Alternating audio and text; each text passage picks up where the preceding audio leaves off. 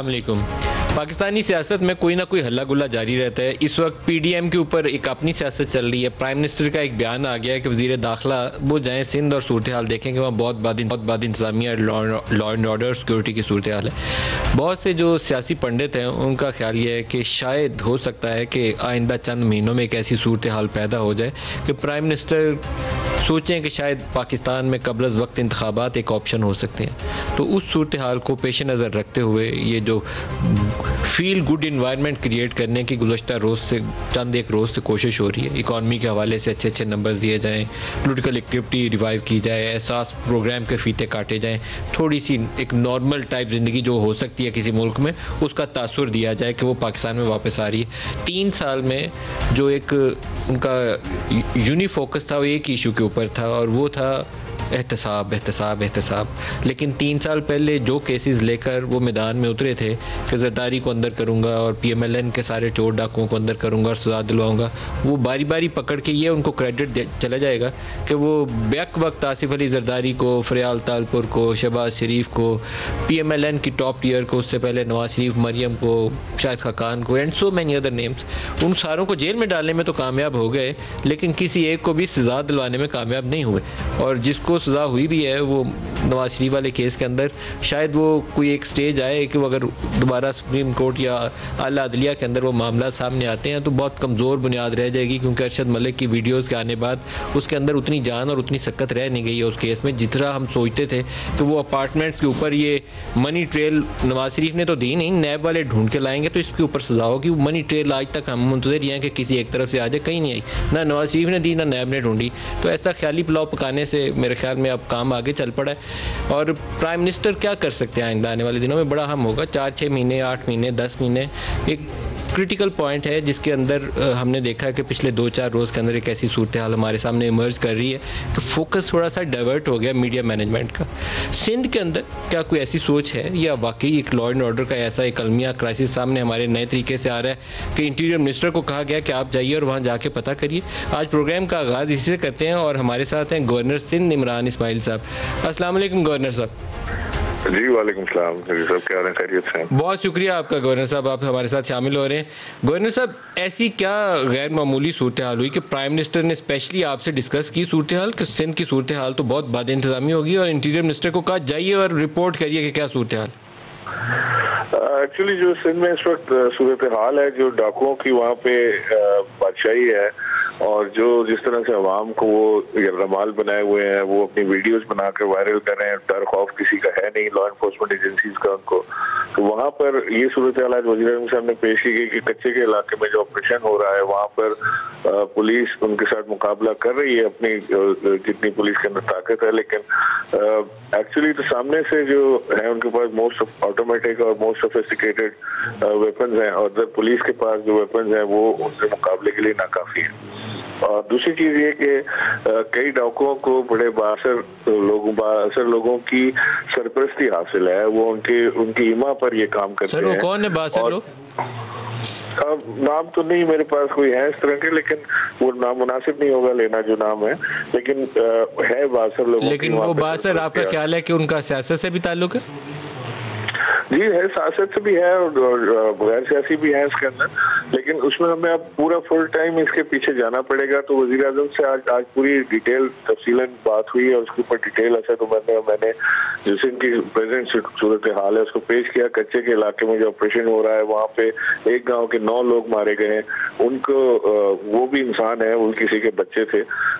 तो हमने ये डिसाइड किया है कि शेख रशीद साहब कल की कराची रवाना होंगे, मैं उनके साथ कराची जाऊंगा और फिर हम डीजी रेंजर्स से भी मुलाकात करेंगे, सीएम से भी मुलाकात करेंगे और हमारी पूरी भरपूर कोशिश होगी कि जो ऑपरेशन शुरू हुआ है इसमें भरपूर मदद की जाए सिंध हुकूमत की।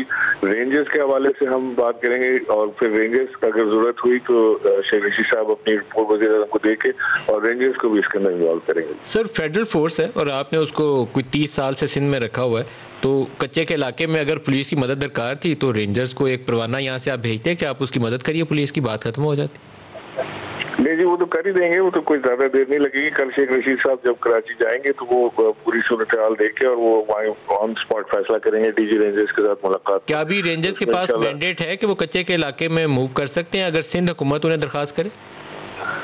जी बिल्कुल कर सकते हैं, लेकिन सिंध हुकूमत को वफाक से दरखास्त करनी पड़ेगी, क्योंकि रेंजर्स जो है वो वफाक के ज़ेर एहतमाम है, सिंध हुकूमत के ज़ेर एहतमाम नहीं है। तो सर ऑलरेडी डिप्लॉयड है सूबे के अंदर?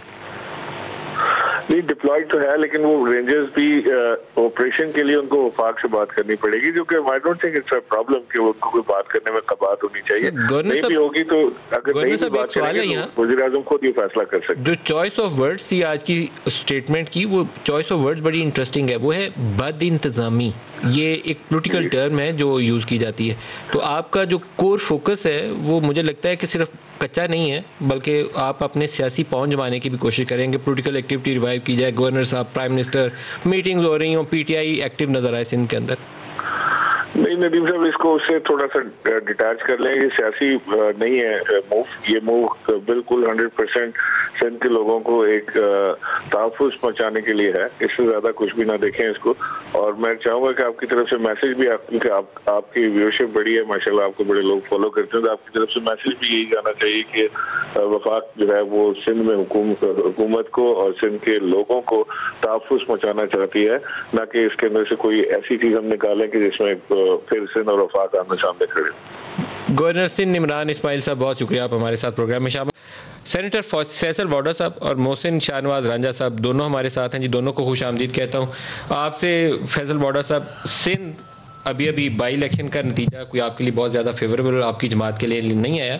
आपको नहीं लगता कि 3 साल काफ़ी लंबा अरसा और इस महंगाई और बैड गवर्नेंस अगर सिंध हुकूमत कर रही है तो आपके ऊपर भी यही इल्ज़ाम है, पंजाब में भी मरकज़ में भी, तो आपके लिए एक मुश्किल सूरत हाल है, आपको पहुँच मारने के लिए टाइम चाहिए? बहुत शुक्रिया नदीम साहब। नदीम साहब, मैं आपके सवाल पे थोड़ा सा सरप्राइज इसलिए हूँ कि अगर आप हमें कंपेयर करेंगे तो सिंध हुकूमत से या किसी और पॉलिटिकल पार्टी से, तो सबसे पहले मेरा लीडर चोरी बेईमानी के अंदर मुलविस नहीं है, ना डायरेक्टली ना इनडायरेक्टली। ना उसके बेटे बेटियां कोई बदमाशी कर रहे हैं, ना उसके बेटे और बेटियां कब्जे कर रहे हैं, ना उनके बेटे और बेटियों की शुगर मिले हैं, ना उनके बेटे बेटियों की कब्जे से बेटे बेटियों का आपने कहा, तो उनमें से बेटे बेटियां उनकी कब्जे कर रहे हैं सिंध में? मैं सिंध की बात नहीं कर रहा, मैंने ओवरऑल कोई भी कंपैरेटिव लीडरशिप की बात की है। ठीक है, क्वेश्चन सिंध का था। ठीक है, नहीं सिंध में मैं तो टोटल पूरे पाकिस्तान की बात करूंगा सर। तो पाकिस्तान में तो आप बुज़दार का मुराद अली शाह से मुवाजना कर लेते हैं। ठीक है, मुराद अली शाह की एजुकेशन को आप क्वेश्चन नहीं कर सकते, लेकिन बुज़दार के ऊपर कोई स्कैम अगर है, बुज़दार ने अगर पंजाब का हाल सिंध के मुकाबले में 5% भी कर दिया तो बिल्कुल उसको सरेआम पकड़ना चाहिए, लेकिन ऐसा कुछ भी नहीं है। आप बुज़दार की अभी तक वो कामयाब नहीं हुए वो करने में। अगर आप कहते हैं कि पंजाब सिंध की तरह तबाह हो गया है तो सर ये आपकी राय हो सकती है। चक्कर लगाएं और आपको कचरे के ढेर नजर आए तो मैंने याद आएगी क्या हो गया। मैंने नदीम मलिक साहब ये कहीं नहीं कहा कि आइडियल है, दूध की नहरें बह रही हैं, लेकिन मैं एक बात करूं कि करप्शन का जो निज़ाम पूरे पाकिस्तान में था, क्योंकि अब हमारी हुकूमत सिंध में नहीं है, वो कंपैरेटिवली पीटीआई से तो आप मुआवजा कर नहीं सकते। अगर आप स्कैंडल्स की बात करेंगे, जो अगला सवाल आपका मुझ पे आएगा, तो स्कैंडल्स में नाम आए हैं और वो स्कैंडल्स में ऐसा नहीं होगा प्रोजेक्ट बन गए, लोग किकबैक्स मिल गई हैं और नवाज शरीफ की तरह वो लोगों में प्राइम मिनिस्टर के जहाज में बैठ के मुल्क से बाहर निकल गए। शुरू होने से पहले ही प्रोब करने के लिए, इंक्वायरी करने के लिए हुक्म दे दिया है। जो अच्छे तरबियत ली चीज़ जिन्होंने पॉलिटिकल, जिसमें जैसे जुल्फी है और उससे पहले अलीम खान थे या उससे पहले और थे, वो सब अपनी सीटों से हट गए क्योंकि उनको पता है कि वो क्लियर हो जाएंगे तो वापस आ जाएंगे, नहीं क्लियर होगा तो जेल में जाएंगे। एक फ़र्क है कि इमरान खान की ज़ात के ऊपर कोई करप्शन की छाप नहीं है। बड़ा ही अनफॉर्चुनेट होगा कि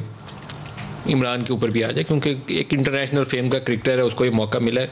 गवर्नेंस में नाकामी मौजूद है और बड़े बड़े स्कैंडल्स, मेगा स्कैंडल्स, उनकी नोयत वैसी है जैसे किसी भी हुकूमत में आती थी। नदीम मलिक साहब, मेरी तो आपकी हुकूमत के अंदर बैठे लोग कर रहे हैं। नदीम मलिक साहब देखिए मेरी बात, किसी एक की तरफ जाता है, कभी दूसरे की तरफ जाता है। देखिए जो साबित हो, मैं साबित तो यहाँ पैसे साल में कुछ नहीं होता, लेकिन कोई ऐसा स्कैम मुझे कंपैरेटिवली, मैं नहीं कि जस्टिफाई करूँगा किसी की गलती अगर होगी तो, लेकिन मैंने कोई ऐसा ट्रिलियंस का स्कैम नहीं। मोहसिन राजा साहब की पार्टी आज प्राइम मिनिस्टरशिप से हुकूमत से उतर चुकी है, लेकिन IPVs के जो किकबैक्स हैं वो आते जा रहे हैं। प्राइम मिनिस्टर ने पब्लिकली स्टेटमेंट दी है कि ये शुगर माफिया 140 अरब रुपए अवाम की जेबों से लूट के ले गए।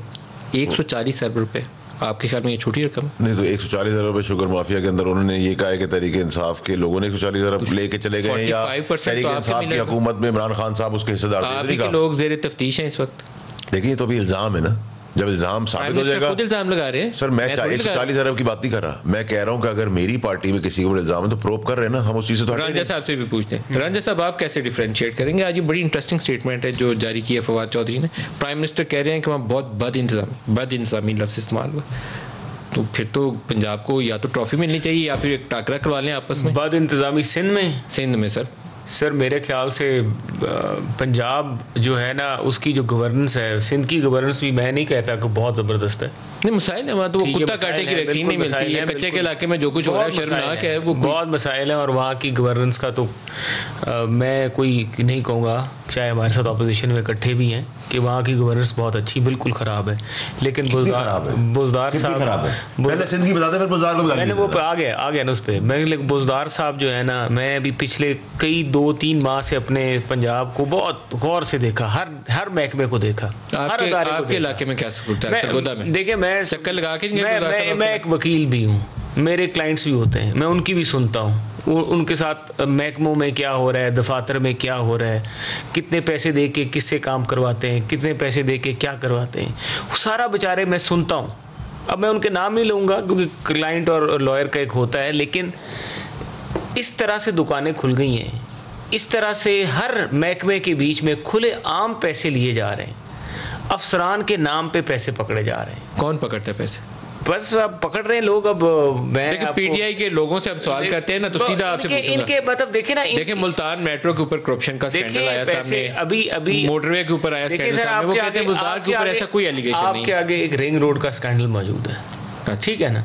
अब रिंग रोड के बीच में किन के वज़रा का नाम आ रहा है? इन्हीं के वज़रा का नाम आ रहा है ना, कोई और तो नहीं, इन्हीं के लोग हैं ना जो बीच में इन्वॉल्व थे, इन्हीं के लोगों, वो लाइनमेंट किस तरह चेंज हो? तौकीर शाह साहब का भी नाम है। तौकीर शाह साहब तो बाय डिफॉल्ट है, अगर आप देख लें उनके तो 200 साल से उनके बुजुर्गों की जमीन है। यहाँ पे तौकीर शाह का प्रॉब्लम नहीं है, असल तो प्रॉब्लम है अटक का जो ये बन जुल्फी का नाम भी तो इसी तरह ही है ना साथ उन लोगों की जमीन है, इसीलिए तो दोनों का नाम है। मैं जुल्फी और उनकी रिश्तेदारियां होंगी, मैं उसको रूल आउट नहीं करता, लेकिन मैं तौकीर शाह की आपको क्लैरिटी बता दूं कि तौकीर शाह की इस जगह के ऊपर 200 साल से पुरानी उसकी फैमिली की जमीन कोई फैमिली है। जुल्फी कौन है? एक ही फैमिली है ना, दोनों की जमीन है। सादात सबकी रिश्तेदारी है, यहाँ से पिंडी से लेके अटक तक, ये सब सैयद आपस में रिश्तेदार हैं।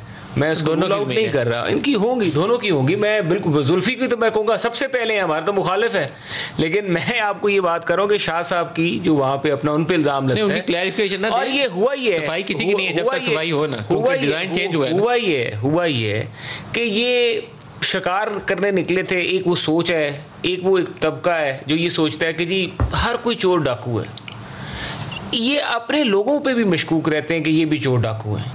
बात यह है कि आप ये नहीं समझते, जिस तरह मार्गरेट थैचर से किसी ने पूछा था कि तुम्हारी सक्सेस की वजह तुम्हारी टीम थी, उसने कहा मुझे भी इसका दो क्रेडिट कि मैंने उस टीम को चुना था।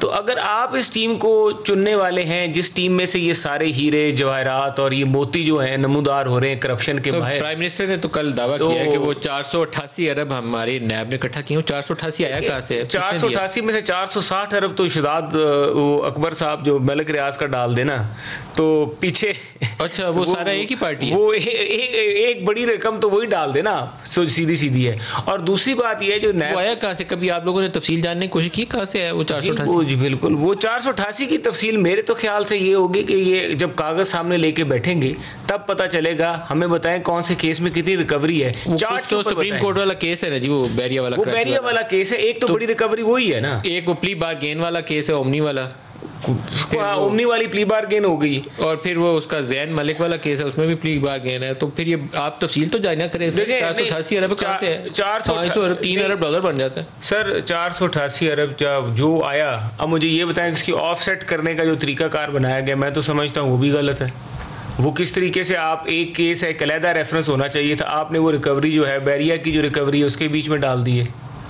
और सुप्रीम कोर्ट से इजाज़त लेने की इजाज़त भी ली जा रही है। तो 200 मिलियन पाउंड का भी पूछा कभी आपने? कहाँ है 200 मिलियन पाउंड का जो वो है इसमें 488 जो भी है ये रकम, इसमें अंदर वो भी है जी? मुझे इसका नहीं पता कि इसका ब्रेक डाउन क्या है, मगर ये बड़ी मजे की कहानी है। 200 मिलियन के ऊपर आप ये भी बता दें कि 200 मिलियन कहाँ से किसी दिन इसके ऊपर भी कमीशन उठानी पड़ेगी। सर मैं आपको ये नहीं कह रहा, आप एक काम करें, आप ये कहें कि कॉस्ट जितनी नैब की आई है इन केसेस के बीच में और जो नैब की रिकवरी है, और नैब की रिकवरी कागजों में नहीं, कागजों में तो मैं आपको कह दूंगा यहाँ पे लोगों ने प्ली बारगेन की हुई और कह दिया है कि किस्तों में 2 साल में पैसे वापस करेंगे। वो 2 साल की जो किस्तें आप वो ना डालें, आप देखें कि इस वक्त अकाउंट में कागज पे ना जाए, पैसे पे जाए कि कितनी रिकवरी है। वाडा साहब ये ना हो कि किसी दिन इस पे भी कमीशन बैठा हो, ये ज़हन में रखिए। आप जो कुछ कर रहे हैं इसके ऊपर वो आना है। देखिए मसला ये है कि अगर तहरीक इंसाफ के लोगों के ऊपर इशारतन सच या झूठ इल्ज़ाम आ जाए और तहरीक इंसाफ के चेयरमैन वज़ीर आज़म उनको प्रोब करने की इंक्वायरी ऑर्डर कर दें और प्रोजेक्ट शुरू होने से पहले उसको रोक दें सिर्फ शक की बुनियाद पर, ये उस आदमी की बुराई है या अच्छाई है? सर इस एक बार सर मैं रोड के ऊपर आप जो कहते हैं ना, मैं लोगों को ज़मीनें बेच के लोगों से पैसा लूट लिया गया। अच्छा सर मेरी बात आप ये ना कहें कि अच्छा सर मेरी बात सुने। दूसरा ये है कि सर जुल्फी बुखारी या गुलाम सरवर के ऊपर जो बात आ रही है, मोहसिन राना साहब तो खुल के नहीं नाम ले रहे, लेकिन क्या वो साबित हो गया?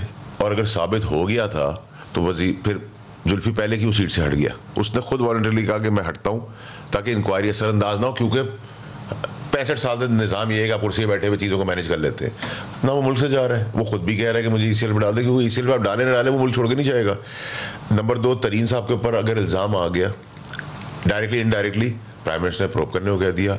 अब अगर जहांगीर तरीन साहब अल्लाह करे क्लियर होंगे तो ये कहेंगे हम डर गए, अगर क्लियर नहीं हुए तो कहेंगे कि विक्टिमाइज कर रहे हैं। ये तो हमें किसी हाल में जीने नहीं देंगे, हम अच्छा करेंगे तब भी गोली मारेंगे, बुरा करेंगे, सिर्फ एक चीज़ में अच्छा कहेंगे, इमरान खान आज नवाज शरीफ से हाथ मिला ले, उसको आने दे दे, NRO दे दे, दोस्ती कर ले, साथ मिलकर हुकूमत करे, 50 साल तक कोई नहीं हटाएगा मुल्क से। लेकिन आप जी किस साल मेरे अंदाज़ा करें कि आप जिसको माफिया कहते थे कि 140 अरब लूट के ले गया, उन्होंने 35 बंदे इकट्ठे किए हुए हैं और वो उनके वोटों के ऊपर आपकी बुज़ार की भी हुकूमत कायम है और उन्हीं के वोटों के ऊपर मरकज़ में प्राइम मिनिस्टर इमरान खान की भी हुकूमत कायम है। मेरी बात सुने तो माजरत के साथ, लेकिन ये बहुत अच्छी सूरत नहीं है। वो माफिया जिसको आप चोर डाकू कहते हैं उनके वोट से तो फिर हुकूमत नहीं रहनी चाहिए ना, आप ही ने नाम दिया। मलिक साहब मेरी रिक्वेस्ट ये होगी कि देखें, एक तो उन्होंने भी कहा कि हम लीडर इमरान खान साहब को मानते हैं, तो कहने से क्या फर्क पड़ता है? आपने तो माफिया कहा है ना। सुने मेरी बात नहीं, उन्होंने PM ने कहा जहांगीर तरीन का नाम लेके कहा कि जहांगीर तरीन तुम माफिया हो। सर नाम लेके तो सारों ने कहा है। सर माफिया अगर FIA का केस किस जहांगीर तरीन का कारोबार बढ़ा है तो आपने उसके अंदर अंडरस्टूड कर लिया है। केस किस पे बनाया? FIR किसने काटी है? जहांगीर तरीन और अली के ऊपर, उसके बेटे के ऊपर। वो ट्रायल तो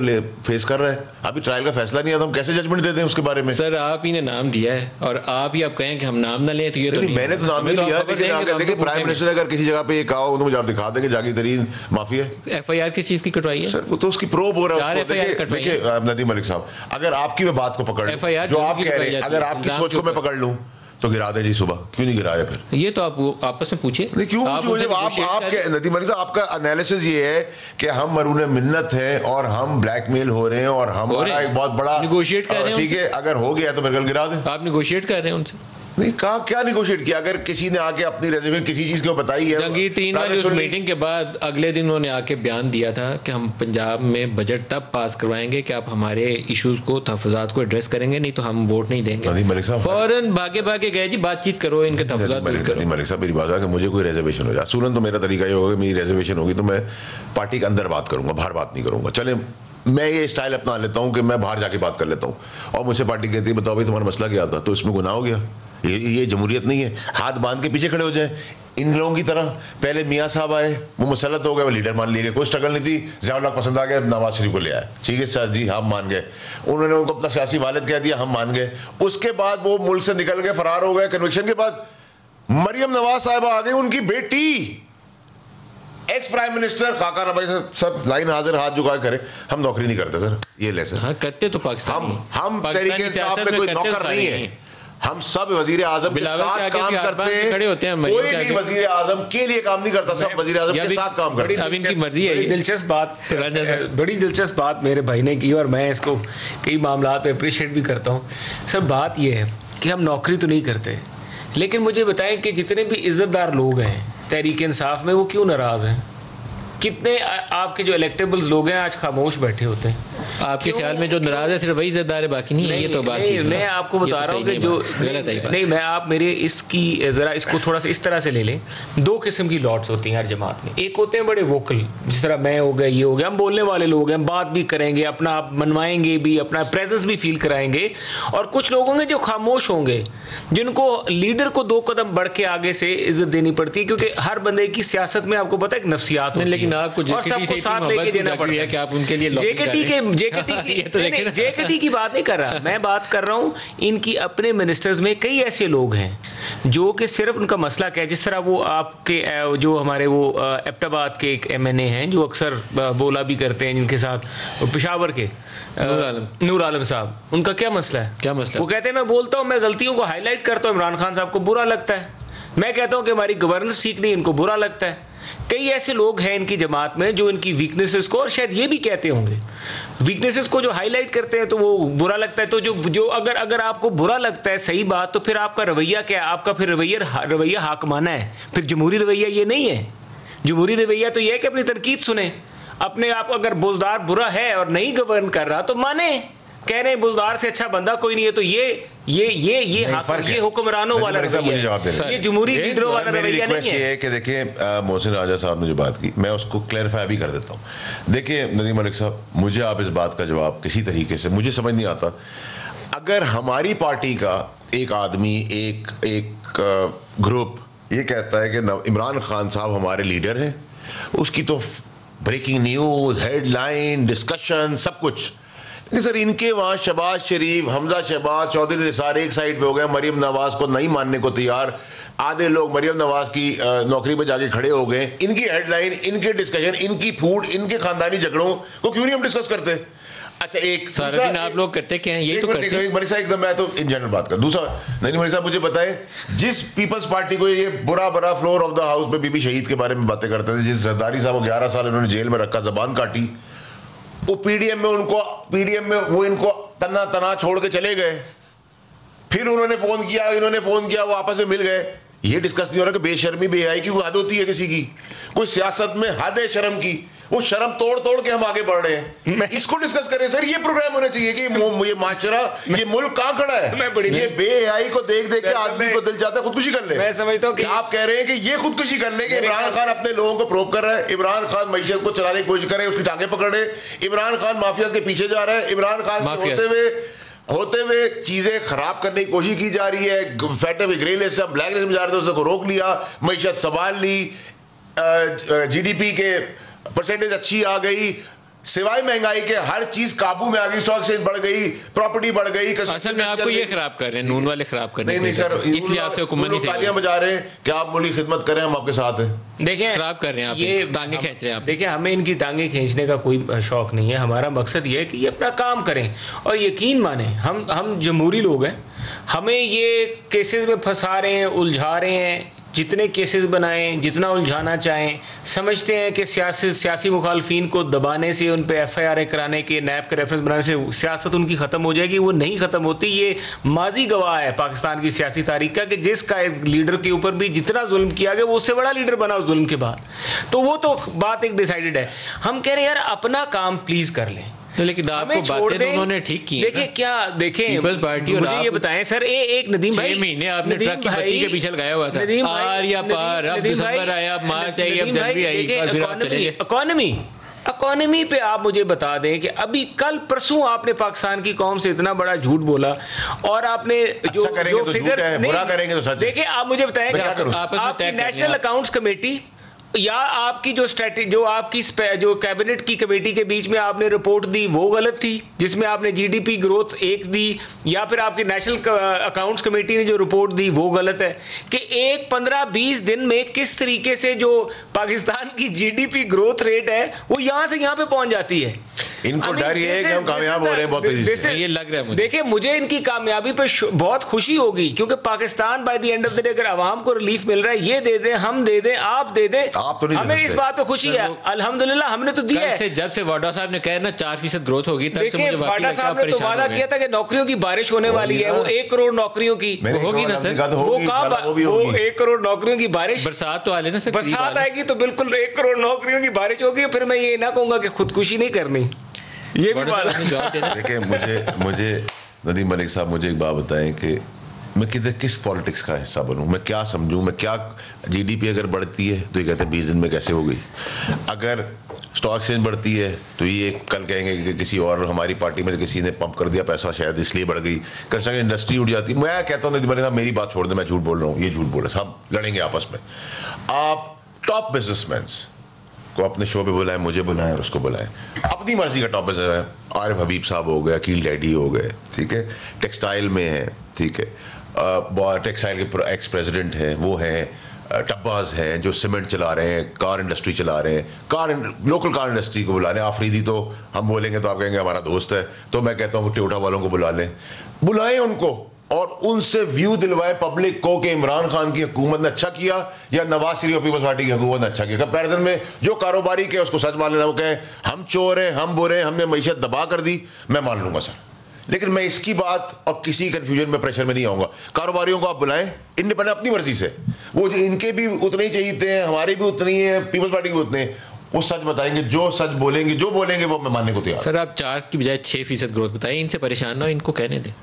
आपको सर इनसे हमें परेशानी इस चीज की वजह से होती है ना कि सर देखिए इनके अकाउंट में पैसे आते हैं फिर भी निकल जाते हैं, ये जेल में जाते हैं, कन्विक्ट होते हैं, इनको नहीं वो आप कन्विक्ट ठीक नहीं आप करा सकते, वो आप सिर्फ पकड़ के बंदा अंदर डालते हैं सर, मेरी गवर्नमेंट के जेल में डालना। सर मैं जस्टिस कयूम की तरह कोर्ट नहीं चलाता, मैं सैफुल्लाह की तरह, क्या नाम था उसका नैब वाले का, सैफुर रहमान की तरह नैब नहीं चलाता, मैं पुलिस जो है वो बदमाशी डंडे से नहीं चलाता, ब्यूरोक्रेसी जो है मैं अपनी नौकर बना के नहीं चलाता। मैं गलत कर रहा हूँ इस मुल्क में, मैं बार बार कह रहा हूँ, हुंडे और बदमाशों के बीच में आपको उनसे बड़ा हुंडा और बदमाश बनना पड़ेगा, तब चीजें ठीक होगी। जो मैं आपको कह रहा हूँ, वो मैंने वजीर आजम को कहा है, और जब आप प्राइम मिनिस्टर साहब ये कर रहे हैं, फरिश्ते वाला एटीट्यूड रखकर गुंडे डाकुओं से बात करें। आप पहले उनको, जब दो बदमाशों में लड़ाई होती है, जो तगड़ा होता है वो जीतता है, फिर आप शराफत की सारी डाकुओं वाला सलूक तो उनसे कर रहे हैं, आप पकड़ के बंदा अंदर डाल देते हैं, साल पूरा पूछते नहीं, फायदा कुछ थोड़ी हुआ, वो तो अब सबको पता चल गया है। नेक्स्ट टाइम कुट भी लगाएं सर, नहीं आप पता क्या हो गया, आप पता क्या हो गया सर, मैं आपको बताऊं, इनकी पार्टी में कारोबारी है, प्रॉब्लम एक कारोबारी जो था ना, वो प्रॉब्लम बताऊं पहले ना डरता था, एक कारोबारी इनकी पार्टी में, वो पहले डरता था, ठीक है कि यार रैप की बात ना करो, पुलिस की बात ना करो, वो जब से आया होकर वो कहता है वापस लेके चलो, मुझे कोई डर नहीं। और ये मैं उसकी बात नहीं कर रहा, इसकी पार्टी की, जो भी गया है, झाके को गया ना सर, आपको पता है कि मुल्क में अरबों रुपए चोरी करे, 6 महीने की जेल में। मुझे जरा आपकी इजाजत, मैं ये गुजारिश कर रहा हूँ इंतहाई अदब से कि इनका असल मसला बताऊं क्या है सर, ये मैं देख रहा हूँ, इसको मैंने बड़ा एनालाइज किया है, मुझे लगता है इनकी ना लाइनमेंट जो आउट है, जो पहले भी आउट थी, लेकिन अब वो परमानेंटली मैंने ये देखा है कि इनकी जिस तरह रिंग रोड की लाइनमेंट आउट हुई है ना, इस हुकूमत की भी लाइनमेंट आउट है। वो क्यों? ये हर बंदे को चोर डाकू समझते हैं, ये अपने साथ बैठे हुए को भी चोर डाकू समझते हैं, कारोबार कभी किया नहीं, बिजनेस एक्यूमेंट है नहीं, बिजनेस नॉलेज है नहीं, समझता है कि जो बंदा जो है, अब मुझे ये बताएं कि अगर पाकिस्तान में बिजनेस चलता है, लेट्स से एफबीआर या इन चीज़ों पे आप, हमारी इकोनॉमी लेट्स से ब्लैक इकोनॉमी मेजर चंक है, आप समझते हैं कि आप डंडे से ब्लैक इकोनॉमी एक दिन में वाइट इकोनॉमी कर लेंगे? नो सर, इस तरह नहीं होता। अगर आपने डंडे से करनी है तो आप 2.5 साल से डंडा चला रहे हैं, आपकी एफबीआर के जो गोल्स हैं रिकवरी के उल्टे नीचे गए, और वही अफसर जब एसएचओ आता है ना ऊपर, तो जो थाने नीचे वाला जो कांस्टेबल होता है वो कहता है साहब बड़ा सख्त आ गया है, वो कहता है 100 रुपया ले लो, कहता नहीं साहब सख्त आ गया, कहता 200 ले लो। अब हो ये रहा है, इनका असल मसला ये है कि इनको इस फ्रेम ऑफ माइंड से बाहर निकलना बड़ा पड़ेगा। जो मनी वाइटनर है ना पाकिस्तान की तारीख में, वो इस हुकूमत ने चलाया हुआ है पिछले 1 साल से। ये जो रियल एस्टेट सेक्टर में इन्होंने खोला हुआ है, नो क्वेश्चन आस्क्ड। हाँ, तो वो हाँ, वैसे चोर डाकुओं के लिए स्कीम होती थी, लेकिन अब वो अच्छे की स्कीम है। इवन सर ये भी है कि नो क्वेश्चंस आस्क्ड में ये है कि जो छोटा बंदा है, जो कोई नया आ रहा है इस फील्ड में, उस बेचारे को मारने के लिए जो बड़ा हाथी है ना, उसने रेंट आउट कर लिए कुछ लोग इन्हीं के सिस्टम के। वो लोग उसकी टीम का हिस्सा है। रिंग रोड में स्कीमें लड़ रही हैं, ये क्या है? ये यही स्कीम है। तो बड़े छोटे लड़ रहे हैं, वो बड़े छोटे लड़ रहे हैं ना। और उस बड़े छोटे की लड़ाई में हुकूमत को क्या चीज समझनी चाहिए कि बिजनेस का नुकसान ना हो। अगर बड़ा छोटे को मारेगा तो छोटे का भी कमाने का हक है, बड़े का भी कमाने का हक है, लेकिन छोटे का बड़े का ये हक तो नहीं कि हुकूमत बड़े के हाथों में खेलना शुरू कर दे और छोटों को मारना शुरू कर दे। ये भी नहीं होना चाहिए। जब तक नॉट कि मैं जर्नलिस्ट का आपको बात कर रहा हूँ, इस मुल्क में जब तक डर का निजाम पैदा नहीं होगा ना, ये मुल्क ठीक नहीं हो सकता। सर मेरी बात, मेरी तो टांगे जिस मेजोरिटी में मैं खड़ा हूँ, मैं लेजिस्लेशन नहीं कर सकता। मुझे एक बात बताएं सर, मुझसे तक तजुर्बा आपका है। आज आप किराएदार घर के अंदर होता है, मालिक मकान 5 नस्लों तक सड़कों पर होता है, भीख मांग रहा होता है, क्योंकि आप उससे छुड़ा नहीं सकते। अदालत को फैसला करना चाहिए इसके ऊपर, अदालत फैसला नहीं करती। आप कत्ल का फैसला ले लें, आप पोते को जाके इंसाफ मिलता है शायद, ठीक है जी। इस मुल्क में chief justice of Pakistan history में कभी नहीं हुआ, अपनी मौजूदगी में शराब पकड़ लेता है और उसकी रिपोर्ट शाम को आ जाती है कि शायद था। इस मुल्क में आप सर ब्लैक लेबल हनी एक बड़ा मशहूर वाकया है पाकिस्तान की सर, उसको तस्करा करेंगे तो मसाइल हो जाएंगे। निसार साहब, black label honey is not allowed to be discussed. Nisar साहब एक्टिंग चीफ जस्टिस थे, चीफ जस्टिस ऑफ पाकिस्तान थे। उन्होंने जाके कहा कि ये शराब पकड़ ली, चीफ जस्टिस ऑफ पाकिस्तान। किससे पकड़ी सर? ठीक है, जहां भी विजिट पे गए थे, मुझे एग्जैक्टली तो डिटेल्स याद नहीं, लेकिन मुझे ये याद है उन्होंने शराब पकड़ ली। हाँ, दो बोतलें नाम बताए ना, मुझे याद नहीं, वो क्या बता दें। शराब पकड़ के ने कहा कि इसकी इंक्वायरी करो। शाम को रिपोर्ट आई लेबोरेटरी से कि शरबत था। और सर इस मुल्क के अंदर जब चीफ जस्टिस की पकड़ने के बाद भी चीज क्लियर हो सकती है, तो हम किस केस की बोलेंगे? शरबत और हनी, ब्लैक लेबल, वो ब्लैक लेबल हनी बन गई और वो शरबत बन गया। लेकिन मैं मजाक करो कर, मैं रज़ाकियात में चलूंगा तो मैं यहाँ एड्रेस आपको दिखा दूंगा, अभी बता दूंगा क्या हो रहा है, छोड़े ना बात। ये तो मेमन साहब को भी और गंडापुर साहब को भी 7 गुना माफ है, तो ब्रेक ले लेते हैं, छोड़े। अच्छा, गंडापुर की ये दुआ करेंगे उसकी उसके बाल बड़े रहे, हम तो उसको तरह देखते हैं। मेरा आपसे सिर्फ ये मशवरा है कि इनको एक ही सारे टॉक शो में मशवरा है कि पाकिस्तान में कारोबार होने दो, कारोबार चलने दो। और ये कारोबार अगर चलना है तो ये जो झूठा एहतसाब का नारा है ना, जिसके अंदर कई लोगों की दुकानें खुली, और मेरी पार्लियामेंट की तकरीर है उसमें मैंने 8 लोगों के नाम लिए थे। बारी बारी हर बंदा भागेगा। पिछले हफ्ते मैं आपको लिख के कह रहा हूं, बदल दिया है, बारी बारी एक अच्छे की बता रहे हैं, इकोनॉमी ग्रो हो रही है, गाड़ियां बिक रही हैं, 5-5 महीने गाड़ी नहीं मिलती, 4-5 लाख ऊपर कमाते हैं आप गाड़ियों वाले, पता है आपको इस बात? सर एक नई ब्लैक मार्केट शुरू हो गई है सर यहाँ पे, जिस चीज में भी आप छेड़ेंगे। अच्छा नदीम अली साहब, फिर आप एक शो पे अपना ये कर लें, बिजनेस सेंस, आप नवाज शरीफ और पीपल्स पार्टी को टॉप लीडरशिप को बुलाएं, उनसे ये कहें कि वो आपके प्रोग्राम में, या आप जैसे क्रेडिबल और प्रोग्राम एंकर्स जो हैं उनके साथ कौम के सामने आए, कहेंगे जी हम रोटी 5 रुपए की कर देंगे, डॉलर 70 रुपए का कर देंगे, पेट्रोल 2 रुपए का कर देंगे, हम जो नालायक हैं उससे आधा कर देंगे, उससे 30% कम कर देंगे, मैं सुबह हुकूमत ले। मैं सर आपको मिसाल देता हूं, जब एक कंपनी की बातें ना करें, करके दिखाएं। जब एक कंपनी, हम यहाँ बर्बाद में पहुंचे इनकी वजह से। जब एक कंपनी की क्रेडिबिलिटी खराब हो जाए ना, तो कोई बंदा उसका शेयर खरीदता है। इनकी जो कंपनी, उसकी क्रेडिबिलिटी खराब होगी कि they are not good for business people, they are not good for business in Pakistan. थोड़ी है पाकिस्तान तो मेरा और आपका सर, इनकी कंपनी, इनकी गवर्नमेंट है ना, इनका गवर्नमेंट है ना, इनकी जो गवर्नमेंट है, वो कहते हैं ना सर, वो पाकिस्तान की जगह वो एक बड़ा मशहूर लतीफा, उसने कहा कि ये कंपनी नहीं चलती, मैं बाकी लतीफा छोड़ दूंगा। तो ये बात है कि ये कंपनी भी नहीं चलती। आप जवाब देना चाहें या पहले मरीम का शॉर्ट सुना दे? सर वो सुना दे आपको। हाँ। ब्रेक ले लें जी, पहले ब्रेक के बाद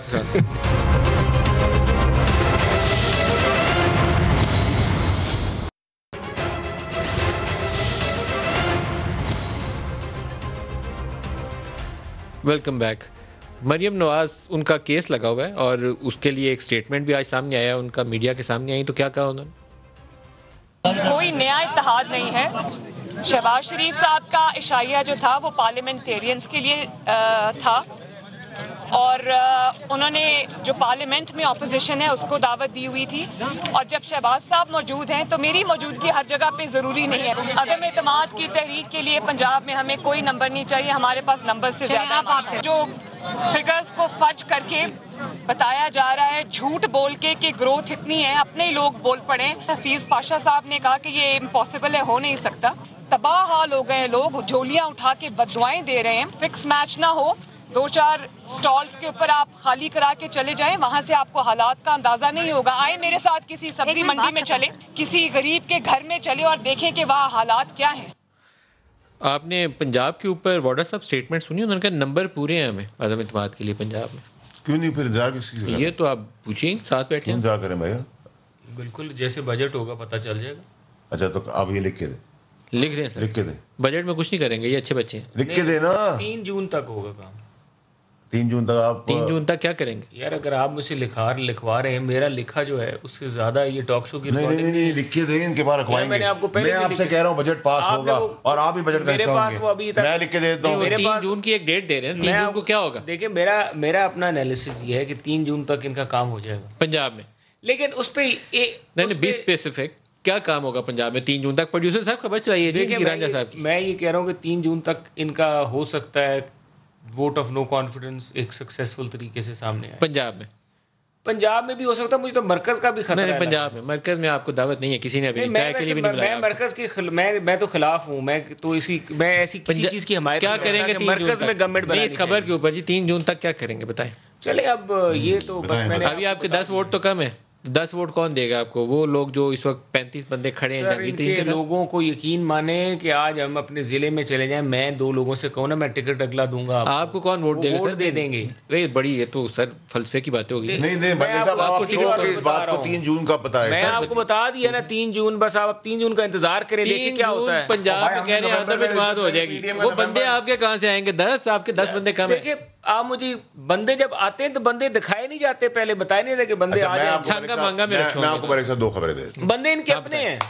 अल्लाह के हुक्म से इंशाल्लाह उसकी रहमत से ये बजट भी पास होगा, ये भी उसका हिस्सा होंगे, ये आपको वोट देंगे। बजट पास होगा, खामोशी से पहले भी तो बहुत कुछ देते रहे हमें, पहले तो ये खामोशी से भी हम बहुत कुछ करते हैं। 2 नंबर 2, और अगर ये कहते हैं कि हम नो कॉन्फिडेंस से पंजाब को गिरा देंगे तो हम फेडरल गवर्नमेंट उठा के बाहर फेंक देंगे, खुद ही फेडरल गवर्नमेंट खुद फेंक देंगे। ये चलाएं जी वाडा साहब पंजाब को आप गिराएं, वो कहते हैं उठा के हम खुद। यही तो जिद है ना, अनोखा लाडला खेलन को मांगे चांद रहे। अब देखिए ना सर, कहीं भी खड़े अपना आप भी गवाएंगे इस चक्कर में। सर हमारी कमजोरी नहीं है। प्राइम मिनिस्टर ने पॉलिटिकल एक्टिविटी शुरू कर दी है। Sir prime minister it's too late.